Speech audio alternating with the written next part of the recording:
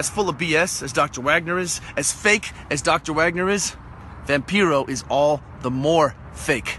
Dr. Wagner Jr., not a real doctor. Vampiro, he wants us to think he's a vampire. He wants us to think he's sucking blood. The only thing that fat ass is sucking down is root beer floats and chocolate shakes. Ladies and gentlemen, this is El Cochino, Tom Lawler, and I'd like to welcome you to the podcast that puts the lotion on its own skin, LuchaWorld. Bitchin'. Hold your heads high, Hepcats, what's going on? It has been a long time. This is LuchaWorld, episode number 89.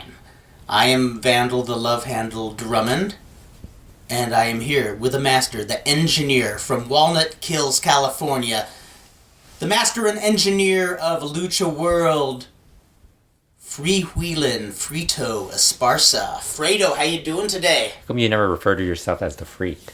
It's always me, just Fredo. That's right, I guess I go with that love handle. Okay, Vandal the Love Handle, the Freak Drummond. I'm doing better than I was on Saturday night. Because the Lakers... Were you a bit chilly Saturday night? Because the Lakers won last night. They beat the Celtics, and the Lakers are really bad. Yes. But they still beat the Celtics, which Excellent. is always a good thing. It's kind of like the Mulkeys going over the... Yeah, pretty much. Yeah. But, Saturday wasn't... It was a good time, but it's like... We were kind of hoping for a little more and didn't get that. Yeah, it was a very interesting journey we had. We headed out to Reseda because there was a lucha show featuring one of our favorites, Hechicero. Yeah. And so we picked up our comrades, Dan and Mary Lou Farron, had a good time having dinner with them. Then we headed to the show and had a little trouble finding it. And it was literally in a back alley. Yes, I like that. I didn't even bring that up. That was in the back alley. Like people were like, oh, I think people focus so much on, oh, is it California cold or East Coast cold? First of all, I've never been on the East Coast, so I mean, cold for me is going to be anything from Texas to here. If it's like 50 degrees or less, it's going to be cold for me. But then I totally forgot about it being in the back alley. Like it was like literally like.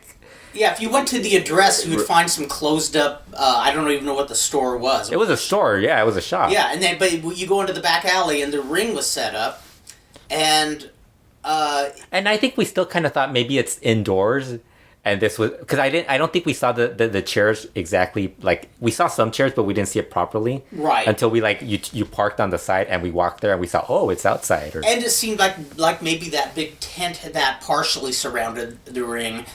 Might have been, yeah. Maybe they haven't finished putting it up and it's gonna be an indoor tent show. But no, it was cold, and on top of the cold, actually, I think we could have coped with. Yeah. But it was windy. Yeah, it was windy. And it was biting cold. And you didn't have a jacket either, so I think we were kind of like... Well, I did have my Grateful Dead blanket. I could have gone with that. And it's funny because a couple of people were like, why didn't you stay? It's like, well, it wasn't just my choice. Right. There was 4 people, and then like I think it would have been kind of rude for us to like go and interview Hechicero.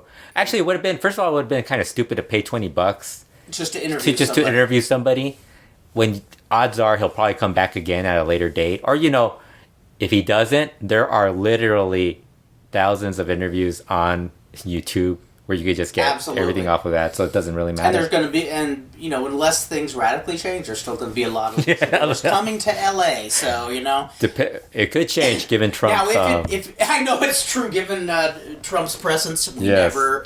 If Sid Vicious can't travel from Tennessee to Cleveland, Ohio... Because we're in trouble. Trump's keeping Sid Vicious down, man. Yes. We should have Sid Vicious be our poster boy. That has got to be the funniest Sid Vicious story I ever heard, even funnier than the scissors, Yes. I guess I shouldn't joke about the scissors, but still, it's funny, this gigantic monstrosity of a man, needed to rely on some scissors to I think he took a chair also. Oh, how funny. I can't remember what it was. He watches too much wrestling. I think he took something. He took something Sid out. Vicious watches way too much wrestling, and he had to hit him with a chair. Yeah. And then he probably tried to cut his hair off, but it was Arn Anderson, so there was nothing to cut off in the first place. So then we basically ended up going to Starbucks, and you kept calling Superboy to find out how what the situation was like. Poor guy didn't want to be there either. I know, totally. He kept texting us back saying, "It's cold. It's cold. If you come, bring blankets, please. I'm freezing." And he was even in his car up until right before the show started.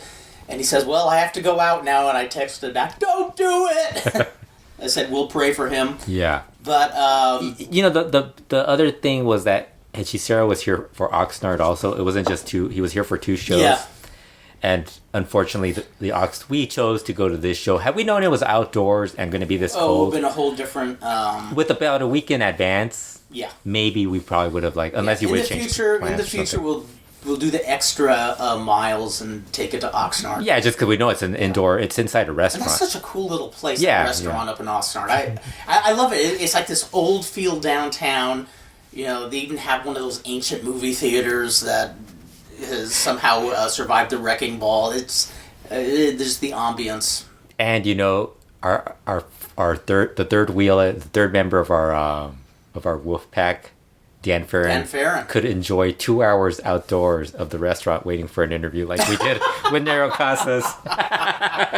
That's right. Yeah. That's right. So I actually mentioned this before we continue. I changed the feed for the podcast. Yes. To the Podbean feed on iTunes. Mm-hmm. So now, and it allowed me to increase the amount of audio on iTunes. So now you basically have all 134 audio, excellent. Whether it be LuchaWorld Podcast, Slam and Stan, the previews to Lucha Classica, the Freak Lucha Classicas, all the interviews that we've done with I think we've done them with Puma, Tiger, Aerostar, Nero Casas. All of them are all on there. I think the only thing that isn't on there is the Lucha Underground interviews because they were so short. Yes, but I think they might be on there. I think Macias's one is actually there. You're amassing quite a treasure trove. And tell people not familiar how the Patreon. The Patreon was Patreon. This is separate. This is separate. Okay. Yeah, you just go to patreon.com/LuchaWorld and you could get the Lucha Classica podcast, and I guess we'll at some point add more stuff to it. I haven't done anything. I was gonna do some stuff in late December, early January, but I was telling you at the show that I kept getting sick for some reason. I got the flu right after Christmas. Lucky you.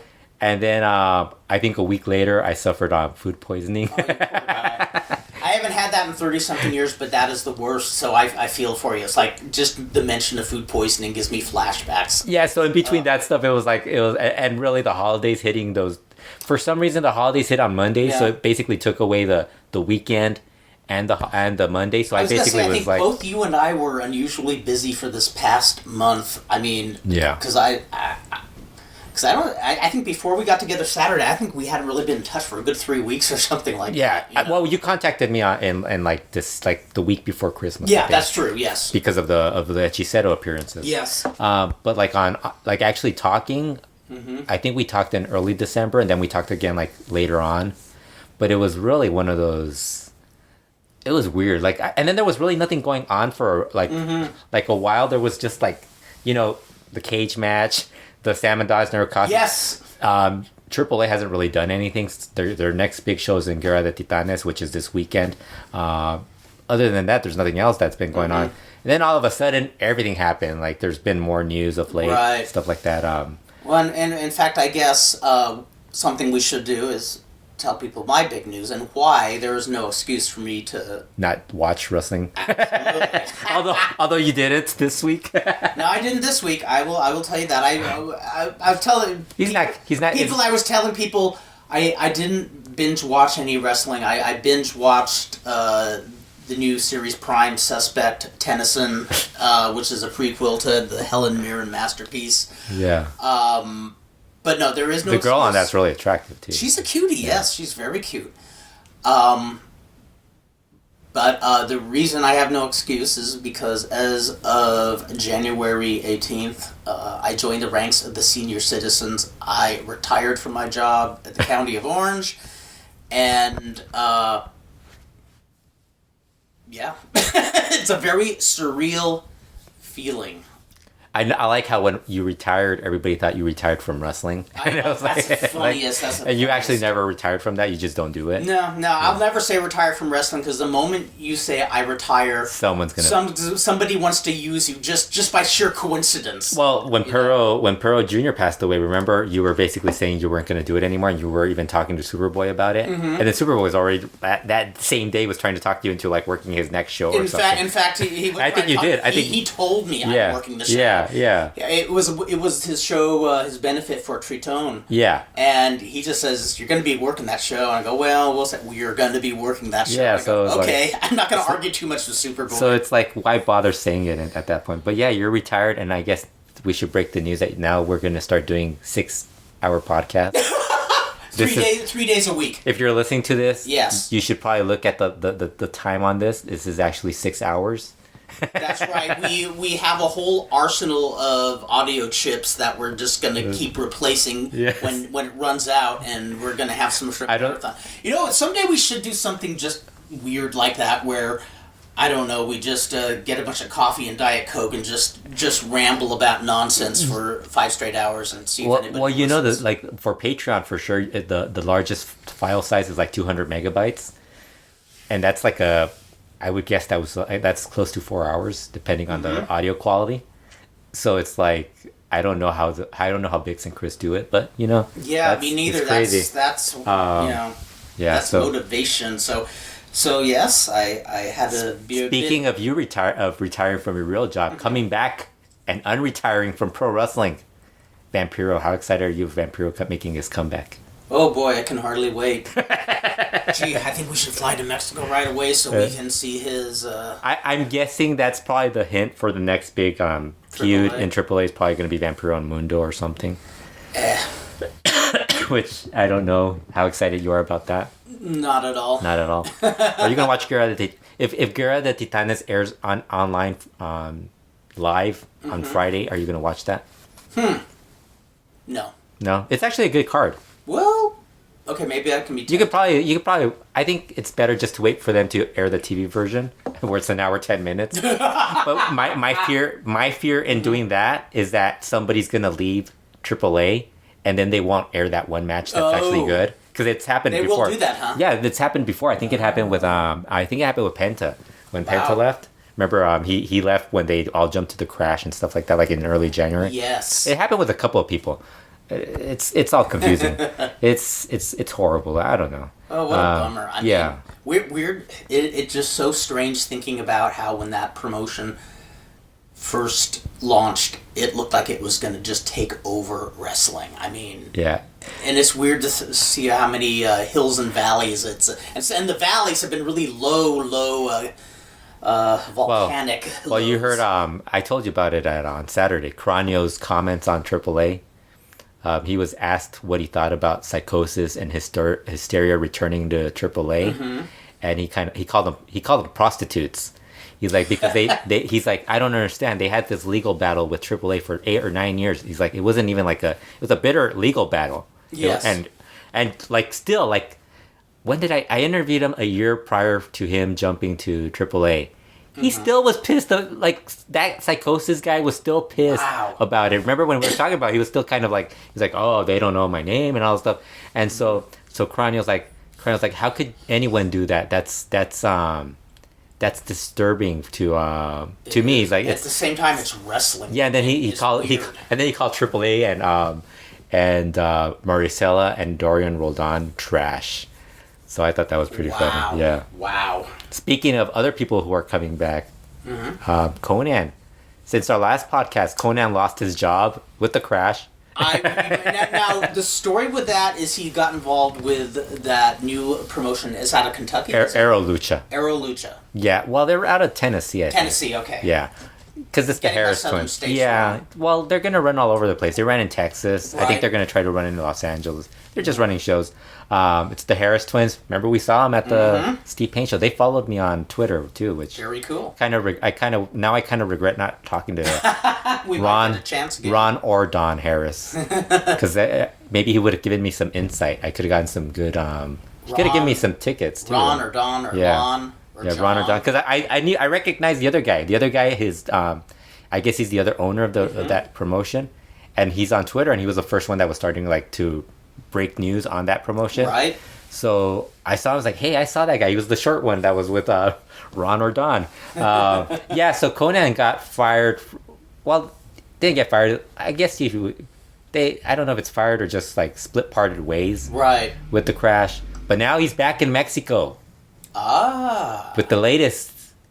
He just made his return this past Sunday for the MDA promotion out of Monterrey. MDA? MDA. Muscular Dystrophy Association. Yeah. That's very sweet. Yes. I thought we're going to see a kinder, gentler Konnan. So he made his way. It was basically in the main event, Alberto and Ray Wagner, Dr. Wagner Jr. versus Zorro. Actually, it was Alberto and Ultimo Dragon versus Dr. Wagner Jr. and El Zorro. And during the match, these hooded people showed up and attacked Alberto. And as this is going on, you see one is staying outside and the other three are inside. And once they've pretty much taken over and taken care of Alberto, Dr. Wagner made his way back to help Alberto. He got attacked also. Once that all kind of settled down and Zorro was hitting them with the cane and stuff, Zorro unmasked, removed the hoods off everyone to reveal Konnan's new faction that is now called Mad. After Mad Magazine? Yes, maybe. Mad invades MDA. The people under the hoods were Kevin Cross, formerly from AAA. Well, I was going to guess Alfred E. Newman. Yeah, no, but it's Kevin Cross. Esther. Did you ever see Kevin Cross, Russell? I never have. Okay. No. Yeah, I know. The only time you might have heard of Kevin Cross was that one our one listener that was telling us how he thought he was better from the matches he watched in Las Vegas. Kevin Cross, Juventud Guerrera. Ah! Juvi and Konnan together again. this is the adventure. This is going to be a buddy movie. Yes. And the third hooded person was... Okay, third... Guess who it was? I said person. I said Hellkid. No, it was person. Oh, so it might have been a chick. Oh, dear. Sexy Star? Yes! You got it first one, yes. Oh, my Lord. Sexy Dulce is part of this group. So it's basically Zorro is also part of the group. So Zorro is now part of two factions that have... he's part of Rebellion Roja, depending on the mood or where he's at. Mm-hmm. I'm guessing he's off that group now because he's not with the Crash. So Konnan cut a promo ripping MDA and the Crash and the fans of Monterrey. And he basically vowed revenge on the MDA promoter who had talked shit about him in the past. It's part of the storyline and stuff like that. But so that's the new thing. Konnan was the fourth hooded person, by the way, also. Very exciting news. I'm sure you look forward to this huge faction on independent shows that no one's really going to watch other than those couple of people that are attending the shows. I want to say I look forward to reading a recap of every show, and then I'm look forward to reading any newsworthy stories about what goes down between the various characters there behind the scenes. Or watching the 3-minute highlights. And that's basically your day. That's basically it. Like, I watched the 3-minute highlights. That's a good solution to say, okay, I watched a little AAA. You just watch. Well, it's not AAA, so it's not AAA, but you know what I'm saying. Yeah. I'm totally unfamiliar with the MDA promotion. What's the scoop behind it? MDA's basically kind of like Elite, all those groups that came up around the Crash, all these groups, but they've been able to last a little longer. They've had relationships with CMLL. Lucha Memes, the other an indie promotion. Oh yes. All these different promotions, but they always end up like I think it ends up falling apart. They've always had issues with Monterrey. They've always had some. But the Monterrey area, there's always been some issues between the people that run other groups, and they were at one point all the groups running as competition, so nobody was drawing.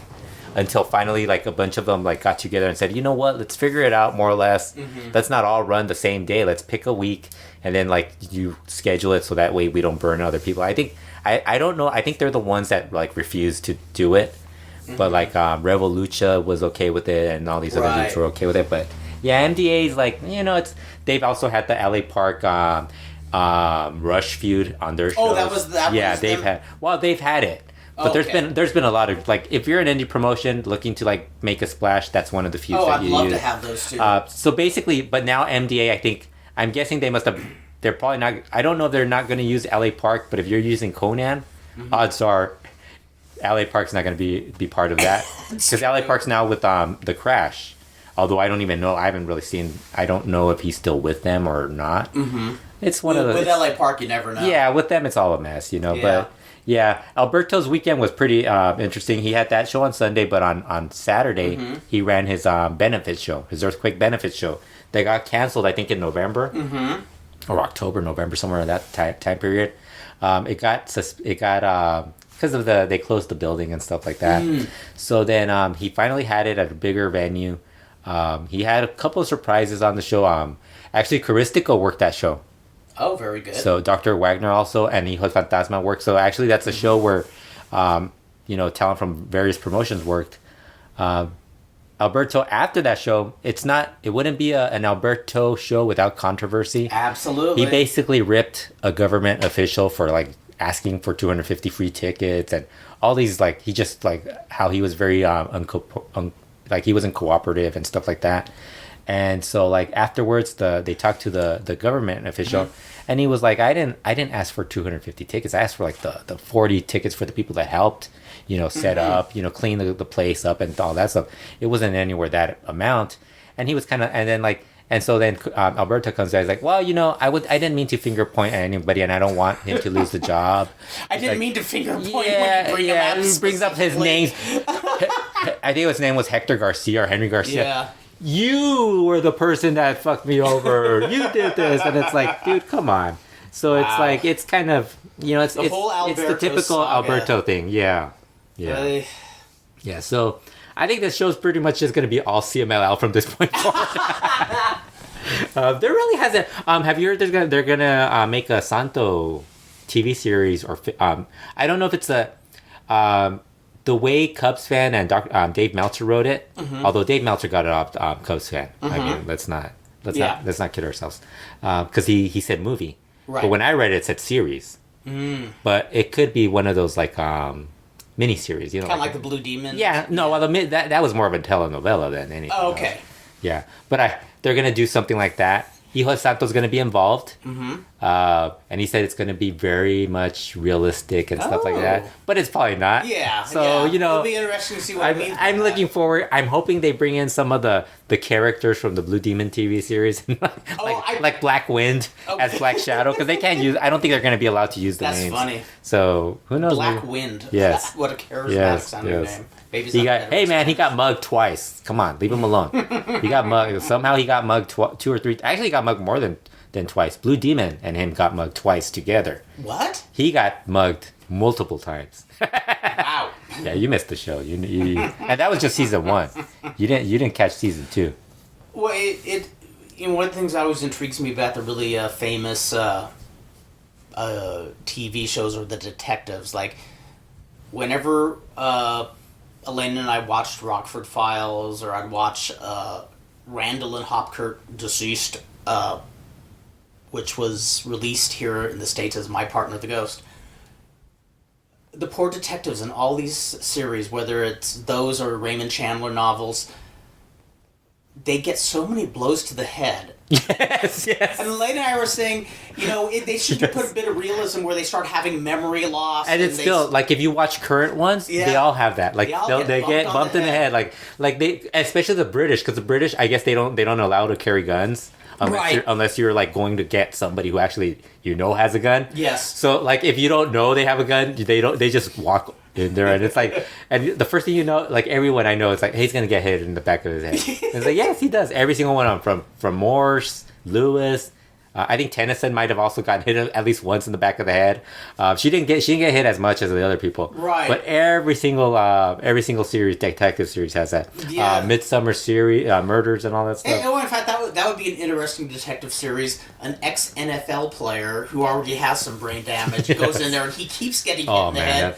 Says, I want to go back to the NFL where they at least did it civilly. Man, I was watching the ESPN. They were doing a feature on this football player named Ricky Dixon. Mm-hmm. That dude looked, man, from all the headshots and stuff, he has ALS. Oh, man. So he's just he's confined to his bed. It looks really bad. Yeah, my youngest godson did football in high school, and he's pretty good. But yeah. I'm glad he's not a foot taller and a lot heavier, because then he might have been tempted to, try to do it in college, and And, you know, I even would have had to break his legs. like Just even so- with wrestling, when you see the guys get hit in the head or Oh, like God. land on their head, and it's like That's my- you wonder why. And then the bad thing is like everybody like complains about like the risk level. Mm-hmm. Like when Barbara Carbonara does that dive and stuff like that, they're concentrating on the dive, but they're not realizing that the entire match itself is all a risk. It The is. entire match It itself, really like is. like we've seen guys like suffer torn ACLs just jumping into the ring. Human tornado, basically, it was never the Yes, same after yes. that. But it's like you have all these other people that have had like headshot, like they're focusing on that without realizing, oh, that guy's head like he's getting dropped on his head like a power Well, bomb. and stuff. yeah, exactly. And it's funny that it's almost a badge of honor to be hurt now, where back in the day, no matter how tough and badass you were, the people I knew at least, it's like you're doing it and trying to minimize the pain. You're not trying to. That's why I don't get on you for getting like showing up to shows and or podcasts and stuff, because I figure it's like from your years in the wrestling ring. Well, I'd like to claim it's that, but I've been this way since I was out of the womb. So before CMLL's 2008 started, 2018 I mean. I was gonna say you're getting I know nostalgic. 2008. this is the Nostalgic. Lucha Classica. You're missing the Mystico days. Yes, I actually am. Yeah. Well, no, because now we're getting changes. 2018 is the year of change within CMLL. They actually had a pretty good finish with the Volador Jr. Caristico feud. I'm guessing you didn't see No, any I of did it. not. Damn it, it's a shame, Kurt. It's a shame. You don't watch any wrestling. But I only saw- I still think... I saw 2 matches in the last month, and we'll talk about those. I still now. crack up when people when they ask me you should have Kurt did you watch the girl did you watch the Girl Maya Jr. versus Hechicero match Relámpago? I have not seen that yet. I remember. There you go, that, Mark. yeah. See, like because everybody always asks me, you should tell Kurt, and I'm like, no, I stopped doing that years ago. Like can tell me. Yeah, they could tell Yeah, you. You're on they can Facebook. They suggest it, could yeah. tweet you and stuff like that. And doesn't mean you're gonna watch it, but they could actually cut me. I don't have to be the middleman in all I do this. like getting the heads up. Yeah. I mean, there's certain things like the match that I raved about multiple times on this show was the Increíbles match from early last year. Yeah, that was my match of the year for 2017. Same here, Valiente and Volador Jr. What am I talking about? Barbo Cavernario and Volador Jr. Versus Valiente and Ultimo Guerrero. Yeah, that was one of my favorite The matches. Soberano Jr. team with Volador Jr. later. Soberano Jr. team with Volador Jr. later, but you missed that entire Oh series. man, I missed something good. You missed a good Relevos Increíbles with Volador Jr., Volador Jr., Terrible, and Mystico versus Soberano Jr., Ultimo Guerrero, and Caristico. Wow. You missed that. That's Something good? That's basically when Volador Jr. called Caristico his daddy.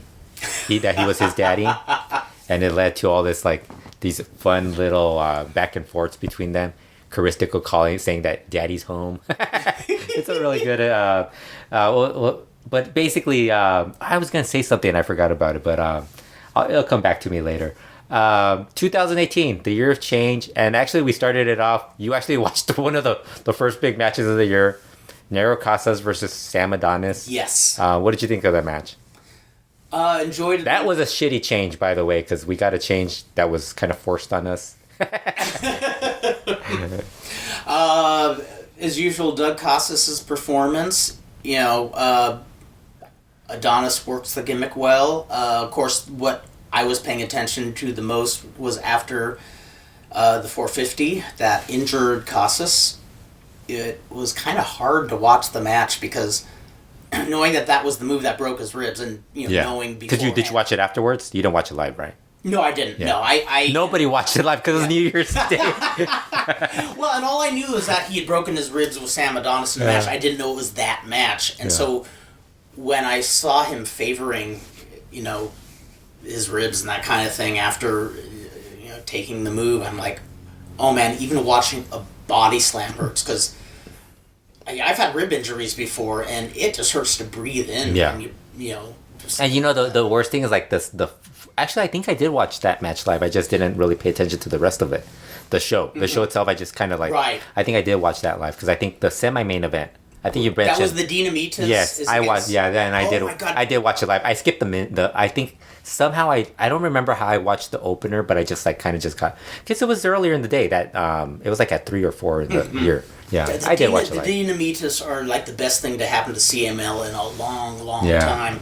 I mean, never have I seen people who are utilizing modern day moves, but I'm just glad. But selling like classic heels. I'm from just the glad you 70s. remember them now. Yeah, I know I am too. Believe me. It's going to be the best thing about retirement. that was the best part. That one episode, people probably don't realize this. I actually had to edit out like 10, 15 minutes of that show because you couldn't remember the... And I'm glad you did because I'd seen a match of theirs. I totally forgot that I saw a match of theirs and I could not remember. Yeah. And then next time I saw them, You were like, oh, they're awesome. Yeah, and I was saying, shame on me for not remembering because those guys are just really good workers. I mean, they kind of put the art of the tag team back in focus. I mean, it's not just the regular and trio also. Exactly. The trio's really good. But the Sam 450 splash I thought was really cool. Mm-hmm. And I thought that was probably the best performance I saw Sam Adonis in Mexico because I think the Blue Panther match was good. Mm-hmm. Oh, this was much better though. I think as far as him, what he was able to do in the ring, I think he did a little more than with Blue Panther, where Blue Panther and him were more of brawling, doing more stuff. This was kind of like Sam kind of trying to get more out of it. And it was hanging in there. It was a shame that Nero got hurt, but man, even after he got hurt, he did a great job. Yeah, missing 3 months. That's the change. That's the bad news. That's the bad news because it means he did not go to Japan. Yeah, and instead we got Drone and. Although Drone was already announced, but we'll talk about Drone in a bit. But I did watch. You haven't watched any of the FantasticaMania shows, right? No, I have not. I only watched the night one. I'll probably do the final two like on an upcoming podcast. But the first one, actually, the other two apparently weren't as great. But actually, the January 19th, I should mention there were 4 shows that actually aired. I think there was 7 or 8 shows in total, but they're only airing 4, I think. Oh, one of them aired on Samurai TV. I haven't watched that one the first day, and I'm talking about the January 19th show. Really good, start to finish, really good. It had a really great. I actually I hate Ingor Bernables matches, and this was like the first Ingor Bernables match that was actually good. First of all, because it had the Japan guys and didn't have Pierrot or La Mascara. Yes. Pierrot or La Mascara are making me watch them wrestle is like making me it's like tying me to the chair and watching it. You feel like it's kind of like watching Thunder and Nitro all over again. Like Malcolm McDowell in Clockwork Orange being tied down to the seat and is propped. That's how it is. Well, Not Ludwig von. This one had Rush teaming up with Bushi, Takahashi, and Naito. Takahashi, of course, being Kamatachi, and they wrestled Dragon Lee, Kawato, who's going to be in CMLL, one of the New Japan guys, Kojima, and Star Jr. And I thought it was worth it just to see Star Jr. versus Rush. Because we are never going to see Star Jr. versus Rush in Mexico. I was watching this, and Star Jr. did a tornillo to the outside on Rush. Rush beat the crap out of him. Star Jr. was he was basically the guy that was getting beat down in this match. Right. So he's basically getting his mask ripped off. He kind of looked like... I imagine him looking like Jack Evans basically because he's light skinned. He's a light skinned Mexican guy. It's like, man, he kind of looks like he'd be like he could be Jack Evans' kid brother or something. But yeah, that was basically Rush beating him, and then you get all these other guys getting involved, and suddenly you get Dragon Lee versus Takahashi, which has been probably one of the best feuds of the last. Well, you've seen. Yeah, I've seen them in Mexico, and they get in there and they still went at it. Really fun match. The opener was pretty good. Okumura and Fuego. Fuego did a lot of did more than the opening matches in CMLL. Unfortunately, Kojima, I think on the last day of the tour tore his ACL. Yikes! So that's unfortunate. He's 47, so Star Jr. I was surprised to see him on the tour. Yeah. I mean, I'm happy. You were surprised they even remembered him. Yeah, I'm happy for him. Do you know who also went on the tour? Sofia Alonso. So really, Paco's daughter. Really, she's in charge of the business side of things. Not in charge, but she's part of it. She's the commercial director. Which I think that's more about getting them more business. The tours. So CML and stuff is still very much a family-run company. Yeah, because Gala Lucharoth is she handles. it kind of reminds me of we've talked about it. It kind of reminds me of the Lakers franchise, where the family's still involved. Oh, the yes, Bus yes. family and all that. Oh, that's 'Cause right. all the kids at one point were involved. They fired one. They got rid of the crazy one.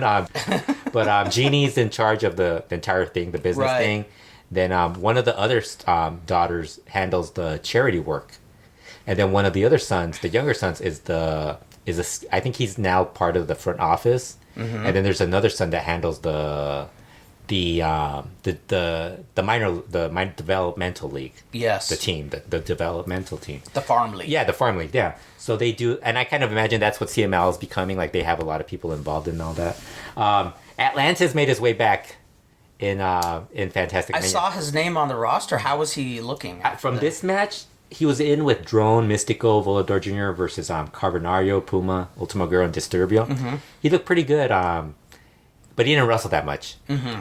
I think they kind of covered for him on this because he really didn't do that much. He just did he got the big signature Atlantida finish. Mm-hmm. But I guess from looking at photos, my whole thing, like if I don't see a wrestler like getting a lot of like he's not in a lot of photos, he's either bad or he's not looking good. Yeah. So that's what I'm Gotcha. guessing. Disturbio blew his hamstring, I think, in the he kind of like he got This was injury mania. He went lame in that, but he still looked good. Disturbio, I'm surprised he went on the tour, like, but he was there. But the matches that were then Quattro won. He beat Angel Oro to win the middleweight title, the Awesome. CML World Middleweight title. So now Quattro holds the CML World Middleweight title. He is 1/3 of the Mexican National Trios Champions. Mm-hmm. He is 1/3 of the Occidente Trios Champions. And I think he is the Arena Coliseo Tag Team Champion, 1/2 of the Arena Coliseo Tag Team Champions. So he has 4 belts now, Quattro. Damn. Sansón has 3. And with luchadors, Forastero only this has good. 2. Universal Dos Mil Jr. doesn't have 1. How disappointed. I'm going to ask that. Are you he guys must feel like the Yes. odd man out. Are you guys But disappointed? seriously, Universal this is Dos the Mil type of doesn't- thing. This is the type of things that can make championship reigns mean something. You have somebody with all these belts, and It being CML, we'll never even see that. yeah, that's true. That's true. But I mean, It's cool though. It's but cool. these are guys who can actually make it mean Yeah, something. yeah, I mean, these yeah. guys are not just any luchadors. Yeah, this match was good too. So this Mm-hmm. match was pretty good. It wasn't as good as the final 2 matches. Mm-hmm. The semi-main event was Soberano Jr. beating Sansón. That match was really good. Oh my god, I that can was only really imagine. good. But I think it's also they're more familiar. There's a little more familiarity in singles matches between them two. And then the main event was Niebla Roja versus Gran Guerrero. And Niebla Roja, and I was kind of expecting that they wouldn't get like the same reaction from the crowd. Mm-hmm. But the crowd loved the match. Oh, wow. And it was actually really good. That's it was really cool. good. Niebla cool. Roja's Good for really them. improved. Like I think him transitioning from being a rudo and that style he was working to like an all-out technical, like, pretty boy dressed as He-Man. Yeah. I didn't like he had a bow tie look with him. Oh Like dear. the fabulous one. yeah, I did but not. it doesn't quite come off. I didn't like the approve of that. fabulous Ones. Like in 2000, in 2018, that doesn't work. Yeah. In 1982, when the fabulous ones were doing that, it was cheesy, but at least they had the top hats, and it looks. What it was so funny because that was a very regional thing because they're in Tennessee when they had all those videos of them in their tight blue jeans. Yeah. Yeah. or the speedos. yeah, exactly. And I remember when there was some talk. I don't know if there was anything serious about it, but Memphis like doing some California appearances and people saying, "Wow, the Rock and Roll Express are going to get over really big because California is rock and roll." And I'm saying, no, they're not going to get over at all because this is California. This and is the these 1960s. guys, yeah, this is in the 1960s. These guys do not look rock and roll to Californians. Yeah. And then the fabulous ones, I'm saying, the boys from West Hollywood Will love be them. happy. And back then, everybody, if they weren't from here in California, when I said that, they said, I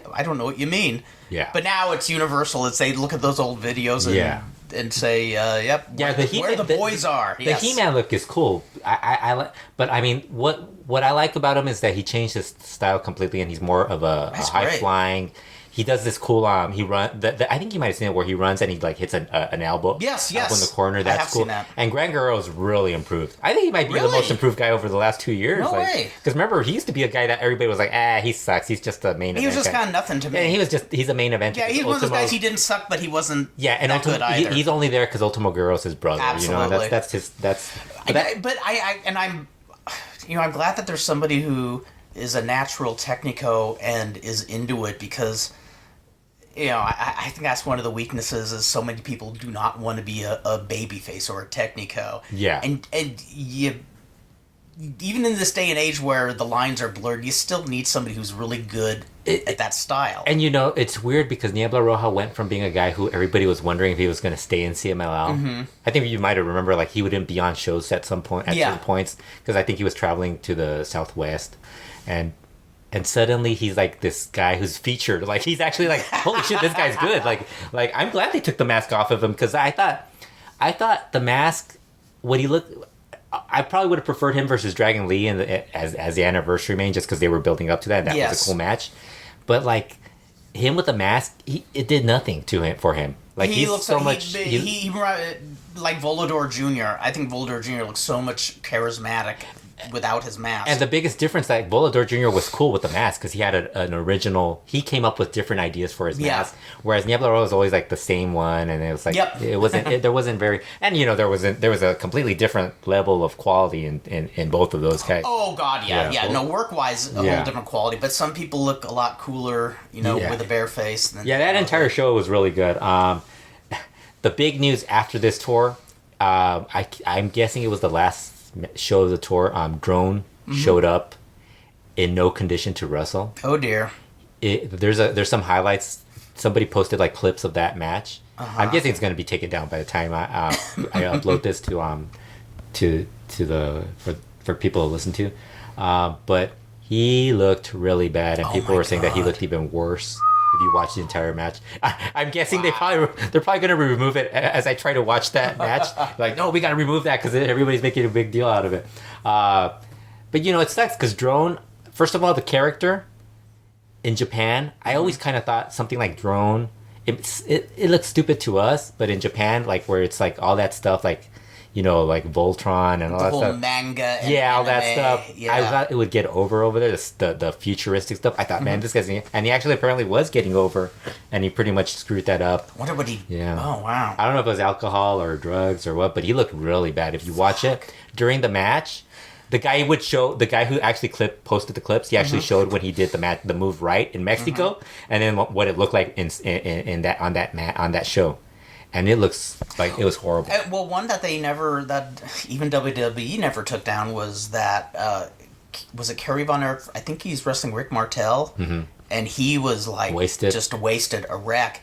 And I remember being surprised that it got put on their, was their nostalgia section. They'll still show that, and I think it's still up. I think you can still find it. And it's weird because like they've compared it immediately to Mr. Niebla, but it's like totally different. Mr. Niebla, that is New Japan and CMLL's fault because they knew he wasn't unreliable. Yes, you could see that coming. This wasn't like Drone where you never really like heard about this. I'm sure maybe it has happened, but it wasn't something publicly like mentioned or anything like he's never had issues in the where Niebla's famous for. Yeah, I've never seen like maybe on indie shows or like maybe shows where but I like for the most part I've never seen that. Whereas Mr. Niebla, you tune in onto Puebla or a Tuesday show or a Friday show, there was always at least one time where he would actually just be sitting there in the corner, or he'd look really drunk, or like Nero Casas and Felino would just like push him to the side and like not want get out of the way, let us work. So I hope he clears it up and apologizes, because this is going to be like something that's going to haunt him if he like we've seen. I mean, Mr. Niebla. It's one thing that Mr. Niebla does it. It's another, or Shocker. There's two guys. Oh yeah, because there's two guys who've gotten free passes. Did you see that one show? Shocker wasn't able to make the show, so like early in the day they announced Mr. Niebla as his replacement. That's funny alone. So then Mr. Niebla no showed, and I think Cranio ended up. Oh my god! Okay, okay. If I become a promoter, I wanted to do one really, really, really stupid thing. So what I'm going to do is I'm going to bring in Shocker and Mr. Niebla as a tag team, and they'll be our champions. Yes. They'll be our champions. And, well, I mean, come on, Casas and Shocker. Poor Casas, like he actually has to get hurt for it to really not like. Yeah, be like, okay. But yeah, that's weird. That's one of the things. What was the other match you watched recently? Just the Dean Nemitz's match on the same show with Adonis. Yeah. So you haven't watched Hechicero's matches. You had a really good match with Geromai Jr. That's the one that was suggested by Mark Cole. Yeah, and then he had one this past Friday against Cranio, where Cranio teamed with Mihe. And I was so excited to talk to him about that match, and unfortunately that didn't happen. I know, but, yeah. Mihe got very involved. They've actually, CML, like I mentioned earlier, they're talking about making a lot of changes, and I think they started doing a couple of changes earlier, like late in 2017, where they would have like match Relampagos where it was like Technico versus Technico or Rudo versus Rudo. So they've been doing that a lot. And they actually had like a Dragon Lee versus Titan match that was pretty good. Oh, wow. A match Relampago. But they're doing that a little more. The other big news, the first big news of changes was that they decided to elevate one of the minis. Electrico is now regular size. Oh, he's in the main division. Into a big man. Yes, he's a big man. He's a big boy now. Yeah. So congratulations to Electrico. You've grown up. Enjoy teaming with Astral and Oro Jr. versus Arcangel, Nitro, and Scandalo. Is there some sort of the cursed? Is it? The curse of working the second match. That's right. Is there some kind of rite of passage for that? Like, do they circumcise him now that he's grown up? Everybody was hoping Stukita would be the one, but it ended up being Electrico. Wow. Why it's not Stukita, who has like a ton of charisma, I don't know, but. Good question, but who knows? You never know what's going on in the brass behind any office. I mean, I think it's one of those things, whether intentional or unintentional, because I do think there can be that unintentional thing where when you're in the eye of the storm and you're running the show, you're gonna make a decision that sounds rational to you, but everybody else is like, what the fuck is he thinking? Well, also I think people have like, there's gonna be a bias towards people you know. Oh, absolutely. And then also like, all of us have different opinions of what good wrestlers are, and even like us when people talk about like there could be like I know like people will be like, man, that guy sucks, and it's like there's gonna be somebody who likes that person, that wrestler. Absolutely. And they'll actually like debate it, like legit give you a debate, and you just don't see it. So it's like it doesn't really. It's totally. It can vary. And there can be the nepotism where somebody is a family member or a friend. Yeah. And even though deep inside they know what they're doing, they're rationalizing, there's a reason why I'm pushing him. It's not because he's my friend, but it still is. Yeah, there's another match that you should probably watch, and people listening should watch. It's the one good opening match in 2018 so far. And I think it'll be the only good opening match in 2018. I think I heard of it. Because this was the show where they Fierro was regimmicked as El Audaz. Okay. So yes. Okay. So that match had Audaz, Fierro, and he was teaming up with a couple other young guys, and on the other side was Templario, Yago, and I can't even remember I think Raziel was the third guy in that, but it was really good.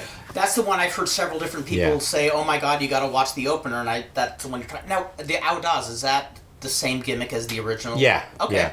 It got Hijo Santo made a big stink about it, like, here you go, CML is not being creative and they're re-gimmicking, they're just using other people's gimmicks. I'm like, I doubt there's an Audaz. I don't even know if he's alive. I don't know either, but I doubt he's using his I don't think he's making money off the gimmick right now, so. I don't think so. He's the one I think who put out like several LPs. Really? I think when was it? Early 70s. Yes. No, but that's just an aside. Because I remember tripping out, because I saw one of the covers in a Lucha Libre magazine where there he is with his mask and he's blowing a trumpet, and I don't know if he actually plays, but somehow he's... It's very stupid to argue this stuff, because if you look back, Hijo Santo's been in CML in the past, and he's probably even worked with guys who at one point used the gimmick that currently exists. The Titan gimmick, Triton, all these gimmicks have been... I'm guessing CML probably got the names and the rights to them or something. They probably did eventually, because I'm sure when the whole AAA thing happened, I bet you people went copyright crazy. Yeah. Because I know there's always been, like, trademark and copyrights for people like Santo and Blue Demon, but I'm sure there's tons of wrestlers who were prolific who never even thought of, like, why am I going to copyright my name? Yeah. So during that match, they basically started saying that they were going to start, CML was going to be a year of change for this year, 2018. And they said there's going to be a lot of new talent, and a lot of talent that's already here, that's the young talent, are going to get opportunities. So they debuted a female wrestler named Maligna. Mm-hmm. Pretty much, average. Yeah, kind of average. Average, but pretty attractive. So she's in the Sinelli group. She's in the Sinelli group. They debuted a guy named Angel del Amor, who I think mostly wrestled in the full promotion for cool. Tinieblas. The Love Angel? Yeah, I love that. But he hasn't. I think he's been working mainly on the non-televised shows. Usually, when they're going to debut guys, they start having them work on the non-televised shows. Mm-hmm. Then they'll have them work like the Tuesday show, and then they'll have them work on the Friday show, stuff like that. Kind of get their feet wet. Yeah, and then they're bringing obviously the Japanese Kawado from New Japan. I think he's probably going to work there for. Hopefully, he looked pretty good in Japan on a couple of stuff I've seen. And a Japanese female named Kaho Kobayashi, who I think I've heard she's pretty good. So that's the new talent that you're bringing in. Yeah, there's some changes, a lot of interesting changes. This past Tuesday, a match you should watch: Titan versus Mephisto. Mm-hmm. Title match, good. Okay. Mephisto retained. Mm-hmm. Bad. I think people just want Titan and Carbonari and all those guys to win titles. Mm-hmm. But I'm just glad we're getting more quality matches and like. That's very good. Yeah, something to look forward to. it's.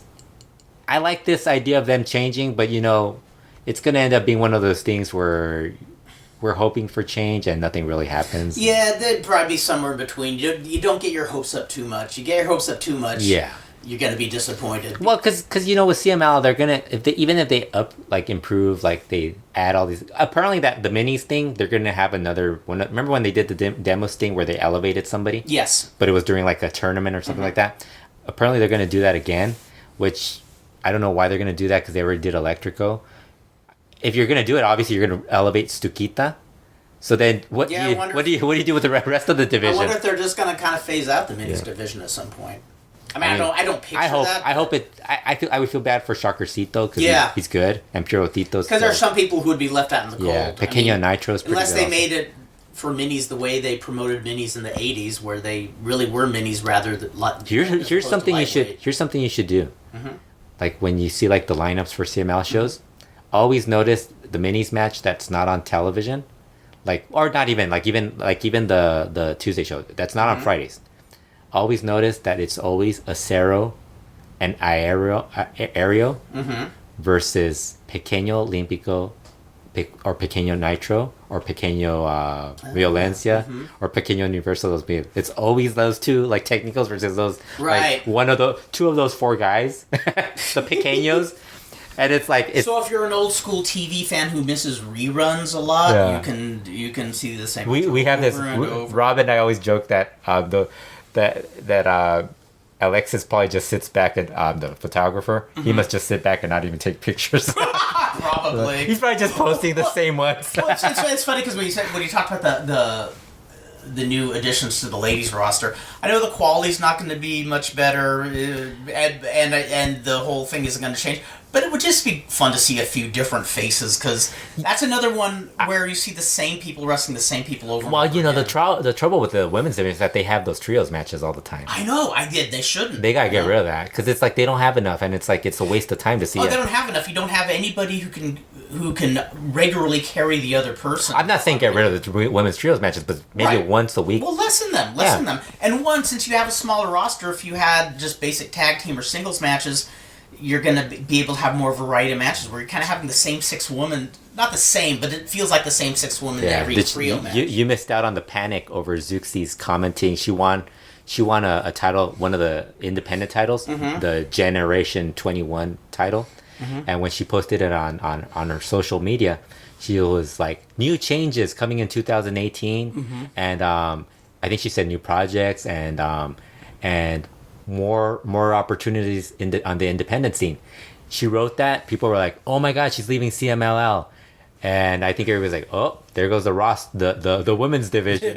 Fortunately, she didn't. She's staying. Excellent. I think the problem with the women's division is that they have so many of the lower ones are so bad, and then they just keep going with that stuff over and over. Keep going with them, and they don't have anybody to guide them really either, unless you're with like Marcella Amapola. You really. And how many times can you see Marcella Amapola? No, absolutely. Yeah. But you need somebody to guide them, and that's what I mean, because you have to add them. And we've already seen them, and it's like they can't even get like a break. We can't get Marcella sitting in the crowd. Like, I don't know if you noticed the other thing that you could do when you're watching Friday shows, when Marcella's not booked, you could see her in the crowd. Really? I never even even thought to look for that. Yes, she's always in the crowd. And of course, I bring up Amapola because she's my favorite. Yeah. Is it standard status quo for her? She's still just because right now, really, the two women that should get more focus on is Zuxis and Silhouetta. I agree. Those are the younger ones. They should be the ones, and you can team up with Marcella Amapola, Princesa Suhei. They could be in the mix. But then when you start going down the card, and it's Tiffany, Comandante.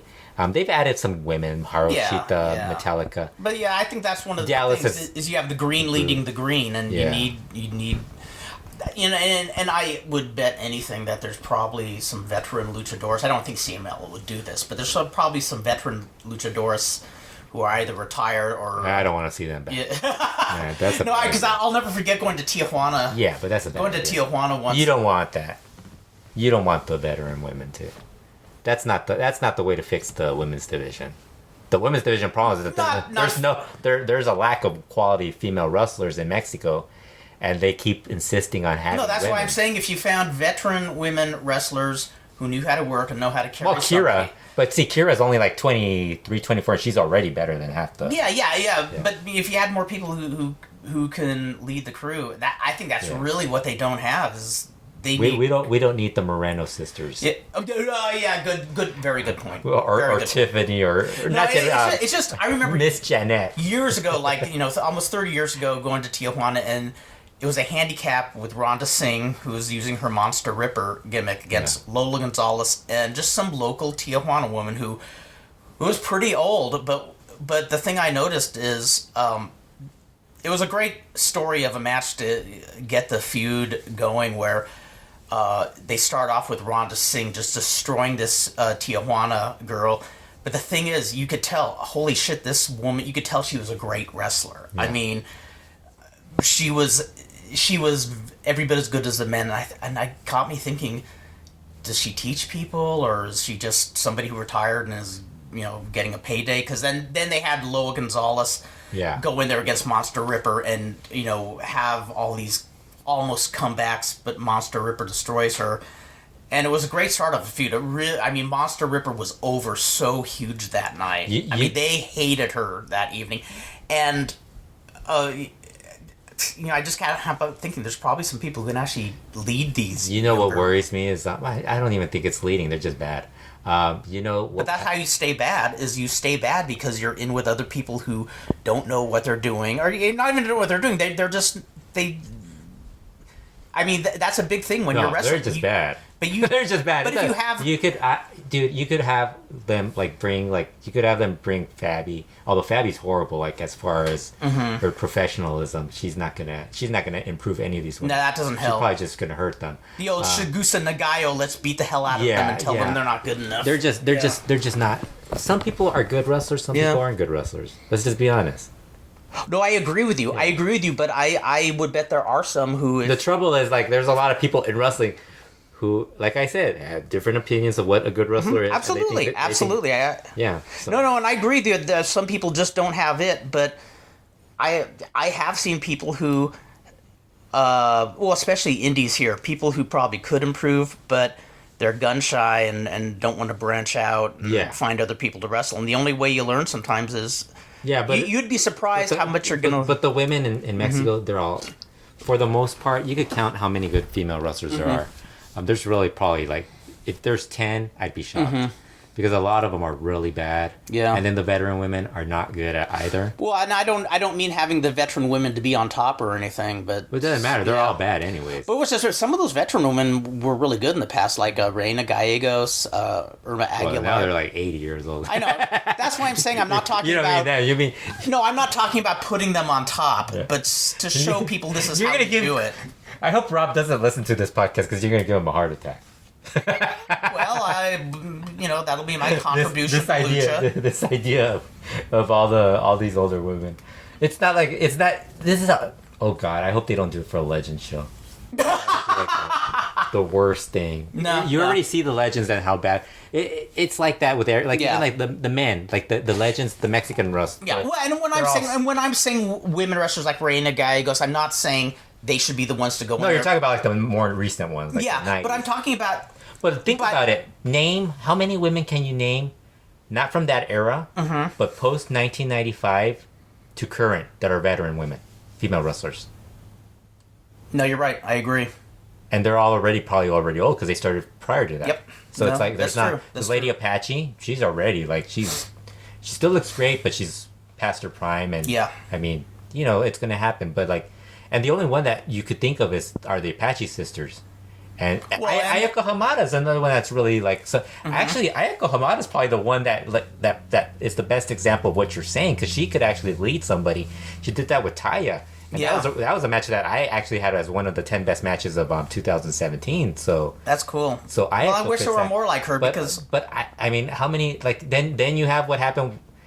Ayako was in that 4-way match with Sexy Star. I mean, how professional can you be when the other women aren't really gonna do it? No, you're right. So it's like that's a very good point. I think the thing with CML with the women is that it's always just a repetitive women's match. Like it's not. Oh, totally. It's constant. It's the same group. It's the same formula, and like you said, it's always a 6-man, 2 out of 3 falls. Yes, it's just like that's why I said you got to get rid of the 2 out of 3 falls because you're coming up with they got to do what is it 6 ways to win anywhere between 2 to 6 ways to get a win. Mm-hmm.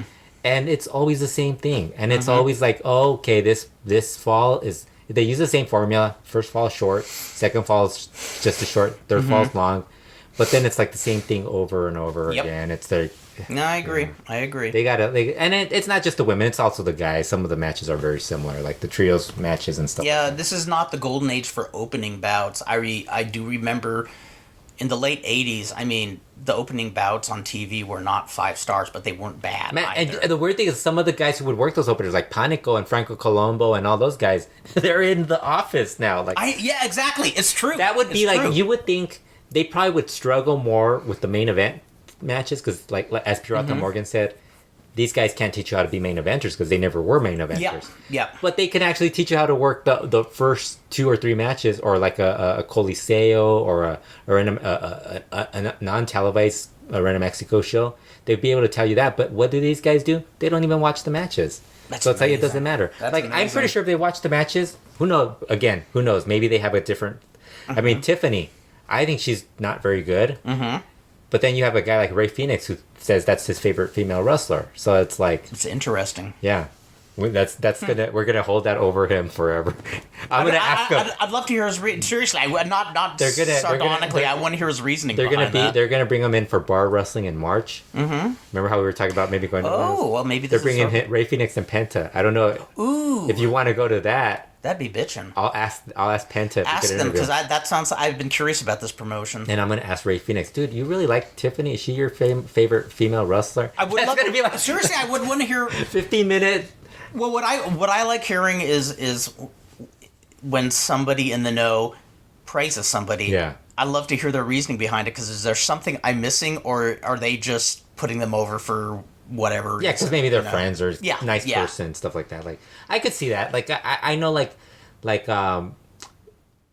Thunder Rosa when I met her, she's a nice person. I would put her over just based off being a nice person. Absolutely. And Professional. And kind of a lot of people like when they watch her on Lucha Underground, they'll be like, she's horrible in the ring, but she really doesn't wrestle that much on Lucha Underground. So it's like, I think I mean if you compare her to what some of the CML women are, or actually the women in Mexico, she'd probably be top half. So there's a lot of like. Well, and also I think there's something said for professionalism. If you're, even if you're not that great, you're doing the job and you're professional. I mean, God knows wrestling needs more professionals. I mean, CML, and this isn't just to dwell on the women. I mean, they have Pure Oath working main events, so That's a crazy. Mascherano dos Mil is still pushed as a main event guy practically. Wow. Yeah, the whole PRO thing just trips me out. They don't have this whole concept. Like, people will often ask us, like, who's like the main guy? Who are the main guys in CML? It's like there's about a 40-man group on the roster that they concentrate as main eventers because they run so many shows during a week. And it's like those guys, and then maybe like Volador and Ultima Girl are your top 2 guys. But like everybody, like, there's a whole mix of guys. So it's like look at Dragon Lee. What has he done in CML since that match?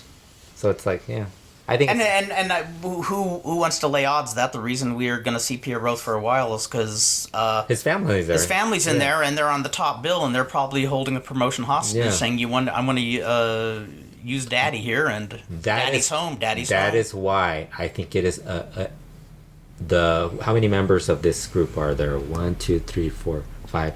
That is why the 6th member of MAD, if Konnan is listening, the 6th member of MAD should be Pure Oath. Are you listening, Konnan? Yes. Are you listening? We don't have to see him every day. Hey, I wanted to ask you, during December, there was a couple of people that passed away on Pato Soria, but Pepe Ramirez. Yes, thanks. I think it's the brother of Kayam and Enigma de Ori. Yeah. Thank you for bringing him up because, that was a shocker. I didn't know he was in bad health. He is somebody... I've seen him wrestle in Hadco Plaza, but he kind of bowed out of the scene. I don't know why. I think he got hurt from the injuries. Probably sometime in the 80s, but he would be around. I'd see him in the dressing room. Somewhere I have a picture of him with Kayam and Enigma de Oro in the dressing room at All Nation Center. Oh, really? And, one of those guys who you could tell was very serious about it. You know, wrestling was a very solemn thing for him. It seemed like a very nice guy. Just like his brothers are, very really nice guys too. I was really sad to hear that. Even though he wasn't actively wrestling, he still really stayed, pretty close to the people in the biz. And he's one of those guys who, I'm not sure exactly when a lot of the second generation guys like Kayam and Capitan Oro, Principe Indu. For those who don't know, Kayam, Enigma de Oro, and Pepe Ramirez, their dad was a wrestler named Chivo Garcia, who was a journeyman in Mexico, and even found some stuff on him in the 50s in Texas. Well, the brothers were pretty... They did the Monterrey scene, they were in they? Mexico for quite a bit, yeah. Yeah, I think... Well, they were very, they were used, in the northern portion later part. Yes, that's Monterrey, right. You mentioned Monterrey, Juarez, Tijuana. I really wasn't aware of that until that night when we were at Arena Paraguayo and when Eddie Guerrero died and when Kayam and Enigma Oro came in the dressing room and we told them because that was kind of when a lot of the guys of that generation still weren't using the internet, so they didn't hear the news and they fell apart crying. Yeah. And I didn't even stop and think, oh yeah, that does make sense that they would have known him. Yeah, it was weird because the other guy who knew because he was online was I think the guy who's now OG Playboy. Mm-hmm, yes. And with fewer tattoos back then and actually some hair. Yeah, that's he right. was the one that brought it up. Yeah. And they were inconsolable. Yeah, we were all like, man. But Ramirez is one who was there in those early pioneering days of independent lucha libre. Did you get to see him? Yeah. In 1981 is when I started going to Hadco Plaza, and I saw him at least 5 or 6 times. And I'm not sure exactly when he bowed out because I didn't go to a lot of the indie shows from 83 until 87, 88. I thought you were 2000. But I don't remember. 17 years. Yeah. No, I kind of really started to stray from lucha, especially when I was wrestling American style. Yeah. But what changed that was, and I've told this story a jillion times, seeing Negro Casas for the first time is what made me just want to just totally embrace lucha again. I mean, he just totally whetted my appetite. Can't believe you didn't make it as a jobber in WWE. Thank God I didn't. You would have been really small though, right? Like, Oh God, I would. Yeah. Well, Dan Farron and I had an idea back then for an angle between me and Konnan. We put a big rooster head on Konnan, and I go up to him going, "I'm a chicken hawk and you're a chicken." and then we have to get his southern accent down. Well, I tell you, boy, I tell you.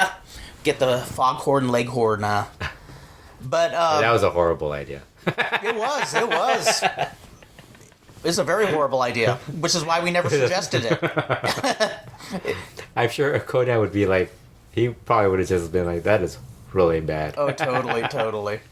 No, it's nothing we ever seriously thought about doing, but we thought, wouldn't it be funny? And when Johnny Legend's Incredibly Strange Wrestling, it would have been possible. Yeah, to do. Absolutely. Now nobody would want to do that. Like, they'd be like, you guys are insane. But yeah, but thank you for remembering to bring him up, because I it slipped my mind to bring it up in this episode. But yeah, one of the LO boys gone. I mean, we're actually really lucky to have a lot of the older ones around. Gil Ariano is still happening. Ben Golly still has his barbershop. And oh, really? In fact, he's somebody we should look up sometime, because I heard... You know what we should do is we should start interviewing... Now that you're retired, we should interview them. Mm-hmm. And like Principe Indu can tell us like how he wrestled the Midnight Express. Oh, that'd be awesome. And we'll be all excited, like, whoa! And then we'll have like Superboy come in and like as he's telling us the story, or we'll just have Superboy like there also, and Superboy, you never wrestled that, those so and so. And I could just see him look on Superboy, he'll squint his eyes and go, "Oh, come on, guys!" I could just see it. He would be telling us. I could imagine like, I wrestled so and so. Like, whoa, you wrestled this guy, and he's like, oh, he didn't wrestle. He wrestled. Like he would probably tell us, I wrestled Ric Flair once, and it was probably like Rock Riddle or Larry Sharp. Yeah, Larry Sharp or something. I actually, no joke, there was a wrestling magazine called Official Wrestling in the early 80s.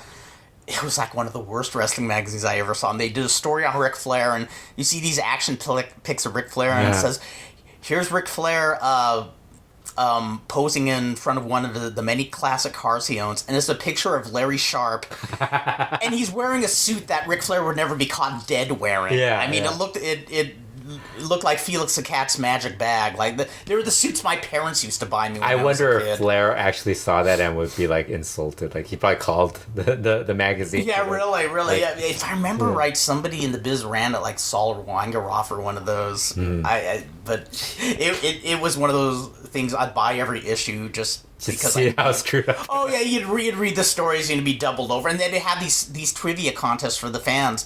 And the winner gets the biggest prize of all, knowing that you were correct. That was the prize they offered. Jeez. Oh, well, the last news, Kaifan is retiring. Really? Yeah, he decided to retire his knees. He's kind of walking like, remember Nicho? Oh, yes. How he was walking, psychosis. Oh, dear. He's kind of walking like that. He said he kind of thinks his knees How old a guy is he? I'm guessing he's probably in his early 40s or late 30s or something. Yeah, He's been around, but it's sad because he's really good. That is sad, and I guess that's part of the more high impact style. And in fact, we were talking about this the other night. I remember. Well, he's been doing more mat wrestling over the years, but still, even like. Oh yeah. He still did a diver. Even if you don't do it, you're still gonna get hurt. No, it's true. Yeah. It's true. But I do. You do see more people calling it quits earlier than in the past because. Remember how we were talking the other night? Well, it's usually the good ones that call it quits early. The smart ones. The intelligent ones. Mil Mascaras, 2018. Mil Mascaras still wrestling, guys. He's trying to get resurrected. How old is Mil Mascaras in 2018 now? Let me think. He's got to be like 80, no? Yeah, he's right around there. I want him to continue, like, even though people don't want him, like, I want him to continue, like, with a walker.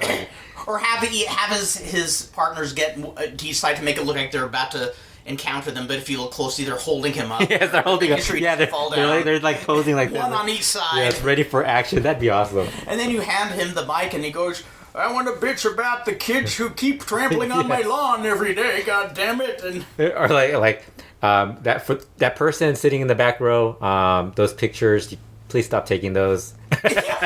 Yes.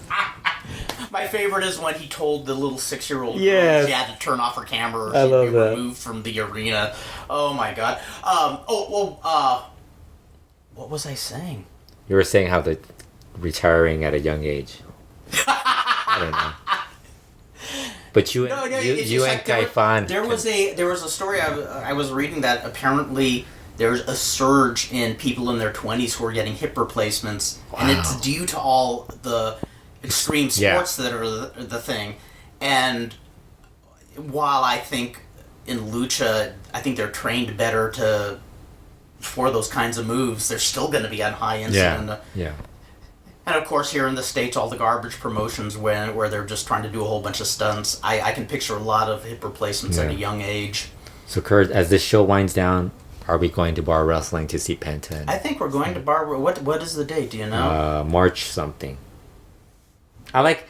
That's the month of my birthday, so that'd be a good birthday present. Let me see. I'll look up bar wrestling. It's on Twitter. Yes. I like how this is actually Taya's on the next show Oh, cool. in February. But I mean, come on, really. The rest of that show looks like it doesn't look good because it's like Taya, somebody I'd be interested in interviewing. Mm-hmm. But like the rest of the actual show, going to watch it, it has like James Ellsworth, the Spirit Squad. This is Joey Ryan's. This is Joey Ryan's promotion, so you know it's like when he announced that Ray Phoenix and Penta would be on that show. I was like, oh, actually some good wrestling. Exactly. Yes. Because I know some of our friends Oh, go to that would be show. so cool if they did the Dick Spot with Joey Ryan. March 8th. March 8th. I think we're gonna have to pencil that in. Yeah, March 8th. 20. Yes. But look at this. Pre-sale $20. Well, you're going to have to decide. If you want to go, you could decide if you want to get the pre-sale tickets. $30 standby tickets at the door. Wow. So you have like a couple. I don't know if they sold out or anything. Yeah, but I'm about to look into it. Yeah. That sounds fun. February 22nd. Oh, wait. Who else? Oh, Killer Cross. Killer Cross. Yeah. Kevin Cross. Kevin Cross Killer from AAA. Cross sounds so cool. It Yeah. sounds so much cooler than Kevin Cross. Yeah. Usually the name Killer sounds redundant. Willie Mack's on that show also, so that's... Oh, pretty that's worth going to. Well, the February 22nd. Oh, I see. But see, they're so close together. February 22nd and March 8th. They're kind of close. I wonder how big a place it is, and Yeah. this sounds fun. Well, it's good to be back, Uh-huh. and See you guys in 2 months. that's right. It'll be episode number 90, where we'll once again cover a show that we went to but did not attend. Yes, where we stayed outdoors. Oh, and I think we should also point out we are not the only ones who walked away from the cold. There were, Yeah, you know... there were several entire Yeah, families. there was like a family of like... It was all guys, too. It wasn't like they didn't have... It wasn't like a woman in that group. It was Right. like 5 guys. Yeah, they're saying, screw this. Yeah. Well, until then, ladies and gentlemen, Hare Krishna, bless your Lanka, may God be with you, and we will be seeing you very, very soon in the near future.